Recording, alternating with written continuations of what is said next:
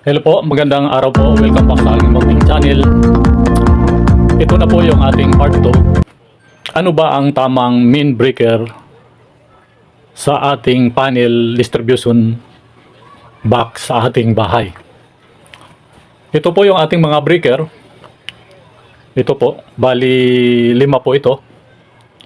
Ito po yung main breaker. Wala siyang nakalagay kung ilang ampere.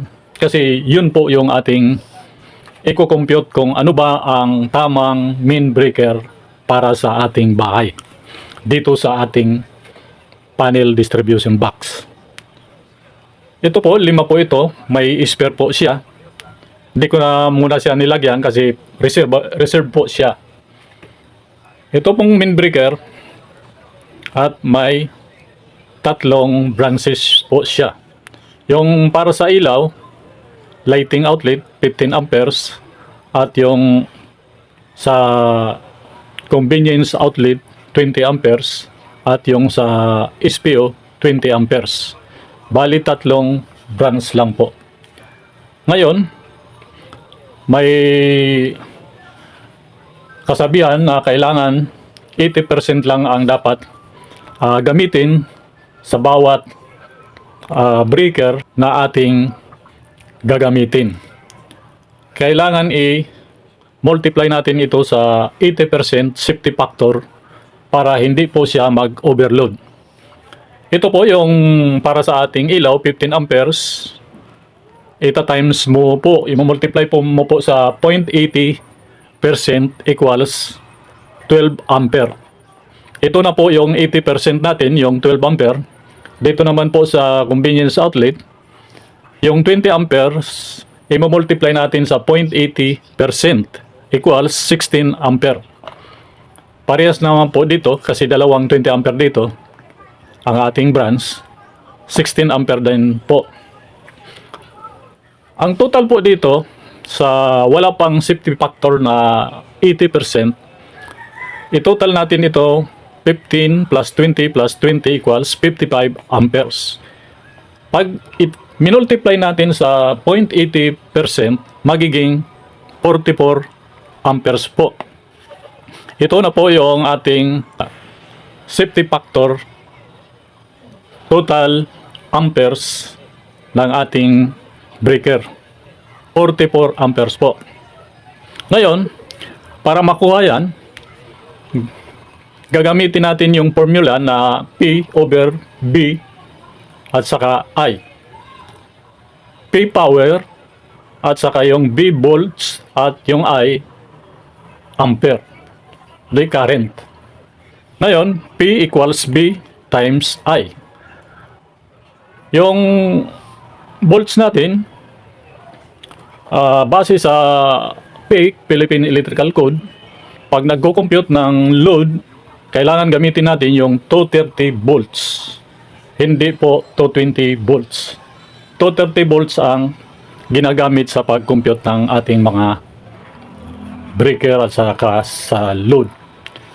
Ngayon, yung volts natin, 230 volts times 55 amperes, yung total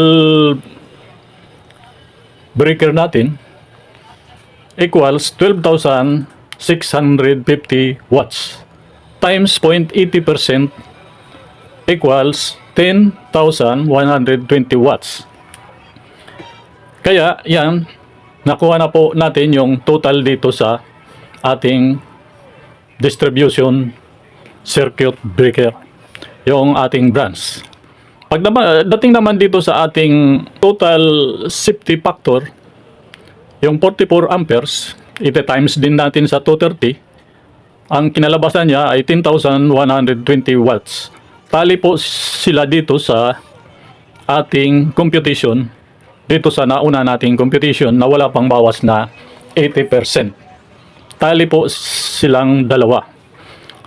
Ngayon, para makuha natin yung kung ano ba ang tamang main breaker sa ating panel distribution box sa ating bahay, kailangan natin kukuhanin natin yung bawat appliances kung ilang watts ba ang nakalagay doon.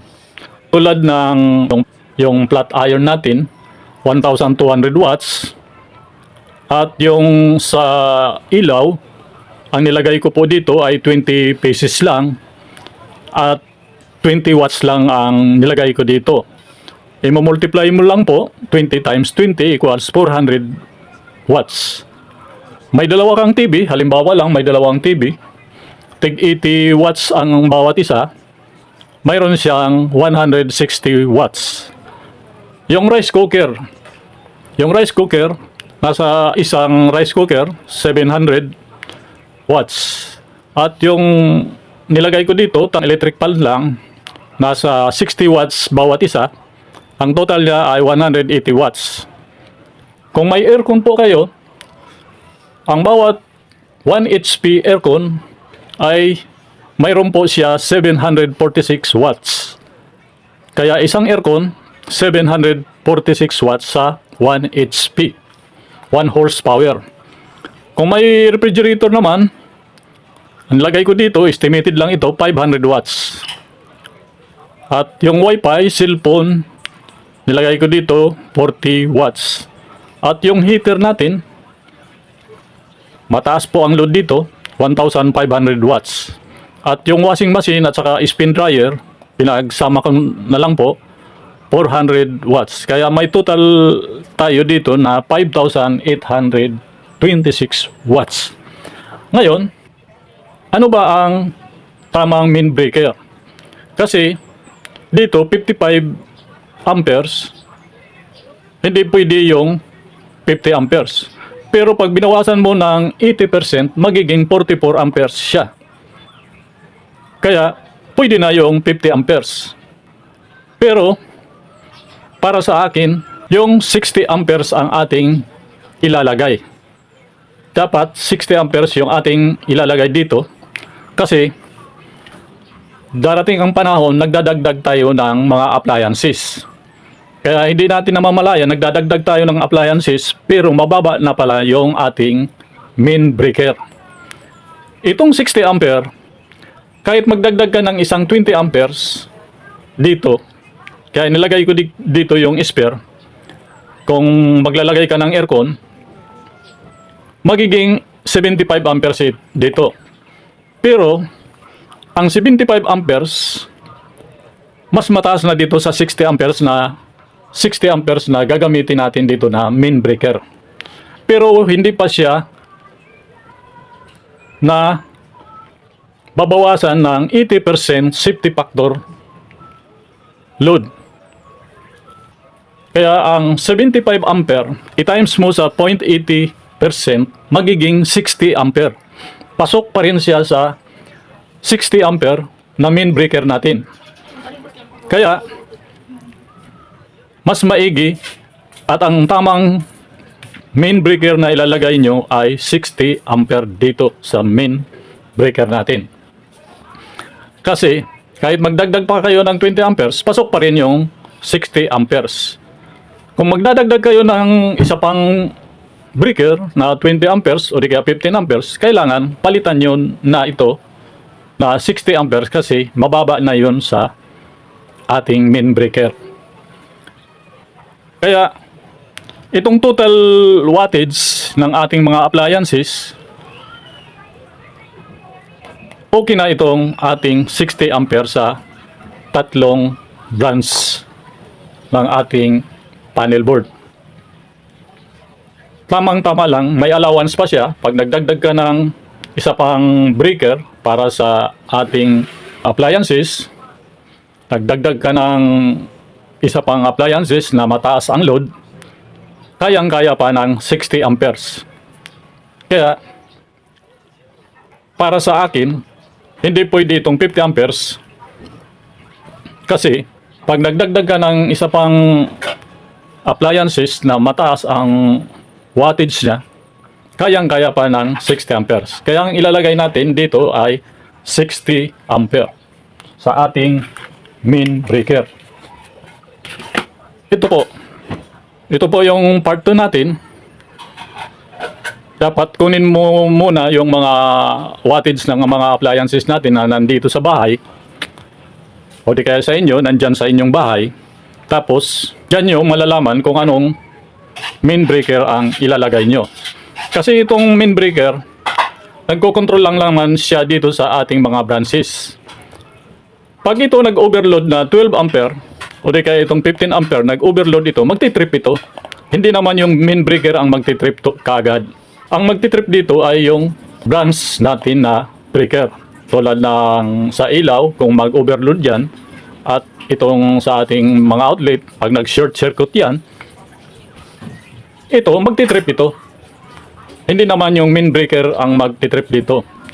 Nagti-trip lang yung main breaker pag talagang nag-overload ito lahat.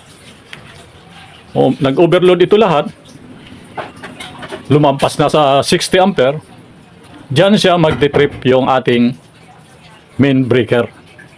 Kaya dito, yung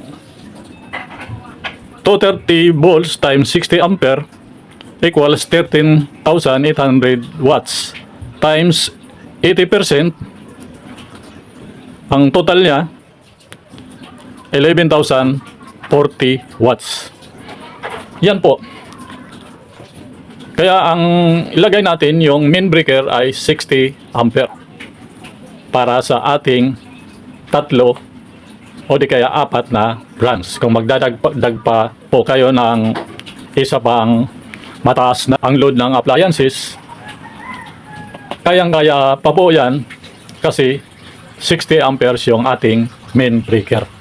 Yan po ang ating pag-compute sa ating kung ano ba ang tamang main breaker dito. Kaya dito ilalagay natin 60 ampere. Yan na po. Nakuha na natin yung ating main breaker para sa ating mga branches. Kasi kayang-kaya naman po iyan dahil dito sa ating load ay 5,826 at estimated lang po iyan. Kung magdadagdag pa po, hindi naman po yan mag-overload kahit isa pang 20 amperes ang ilagay ninyong additional. At kung magdadagdag kayo, kailangan palitan nyo ito na 60 amperes para kasi hindi na po akma yung 60 amperes para sa iba pang branch na idadagdag nyo. Pagdagdag pa kayo ng dalawang 20 amperes, hindi na po ito akma doon sa kanyang computation. Kaya kung bibili kayo ng panel board, ito, kailangan yung 12 ways o di kaya 16 ways para ito sa apat na tupol MCB breaker.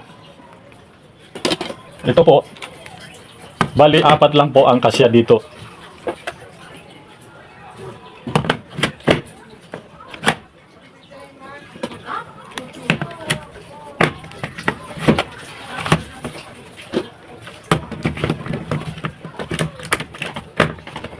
Yan. Bali, apat lang po ang kasya dito.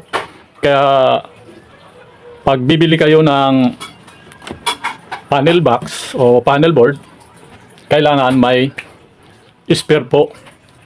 Ang bilhin nyo po yung 12 ways. Kasi ito, apat lang. 8 ways lang ito. Pag bumili kayo, kailangan ng 12 ways o di kaya 14 ways o di kaya 16 ways. Pag 12 ways, 6. Pag 14 ways, 7 tupol na MCB breaker. Pag 16 ways, 8 po ang makakapasok dito sa ating panel box. Yan lang po. Maraming salamat po. At sana po, ito po ay para lamang doon sa mga baguhan, yung mahilig mag-DIY, dagdag kaalaman lang po para doon sa mga baguhan. Sa mga magagaling na, pwede nyo i-skip ito. Kasi ito po ay para lamang doon sa mga beginners tulad ko. Kaya, ito na po yung part 2 natin. Kailangan kunin natin yung mga appliance natin kung ilang bang bawat isa ang kanilang wattage. Yan po, maraming salamat po sana po mayroon kayong nakuhang kaunting kalaman tungkol sa kung paano o ano ba ang tamang main breaker sa ating panel distribution box sa ating bahay. Maraming salamat po sa inyong panonood at sana po mag-subscribe po kayo sa aking munting channel at sana po pagpalain tayo ng may kapal. Thank you.